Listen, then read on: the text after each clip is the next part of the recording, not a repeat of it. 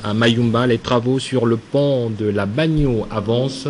La livraison du chantier se fera dans les délais requis. Compte rendu Jean-Raoul Badinga, Christian Maïnda.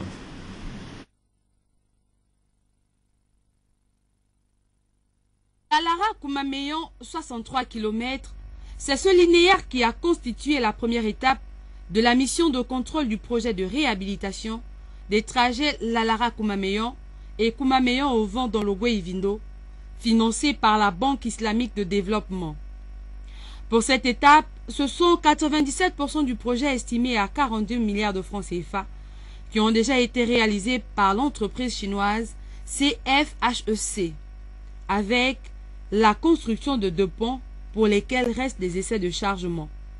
Des travaux qui renvoient satisfait le chef de mission de la BID et le directeur général des infrastructures de transport.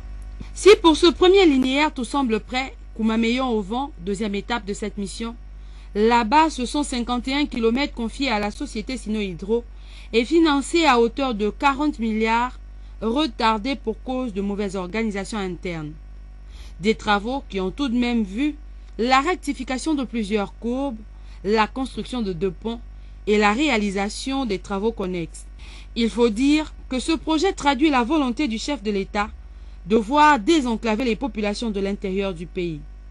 Les travaux qui ont été lancés le 31 juillet 2011 seront donc livrés en mai 2014 pour le tronçon Lalara-Kumameyon et en novembre 2014 pour Kumameyon au vent.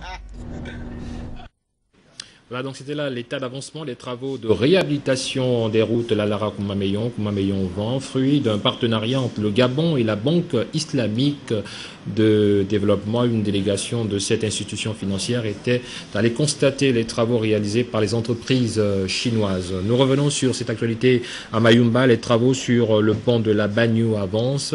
La livraison du chantier se fera dans les délais requis. Compte rendu Jean-Raoul Badinga, Christian Maïnda.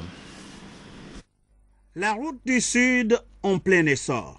En plein essor, non sans le tronçon Mouilandende.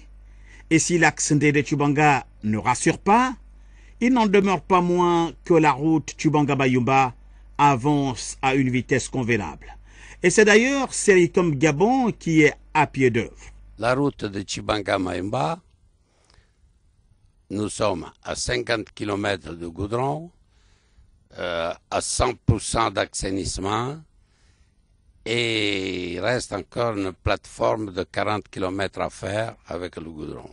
Nous pensons que la route va être terminée, on peut la terminer à fin d'année. Le pont sur la Bagno, un véritable chef-d'œuvre, l'imposante infrastructure suscite la fierté des autorités politico-administratives de Mayumba. Effectivement, 3 ans après, notre rêve à nous, habitants de Mayumba, est devenu réalité. Puisque maintenant, on peut passer sur le pont. Fini le calvaire de l'attente d'un bac qui viendra ou qui ne viendra pas. Désormais, nous pourrons circuler librement, en toute quiétude et en toute sécurité aussi. C'est vraiment, pour nous, c'est l'aboutissement d'un rêve. Hein? Ici, le ministre en charge des infrastructures et l'Agence nationale des grands travaux semblent gagner le pari du chef de l'État, Ali Bongo Ondimba. Le pont de Mayumba, c'est plus une promesse qu'il a fait le chef d'État, c'est une réalité. Aujourd'hui, il est terminé. D'ici 15 jours à mois, il est prêt à la circulation. Nous, on va l'ouvrir une fois qu'on réceptionne le pont. On va faire les essais des charges et ensuite on ouvre le pont si les autorités nous le demandent. Le pont de Mayumba expose déjà ses garde-fous.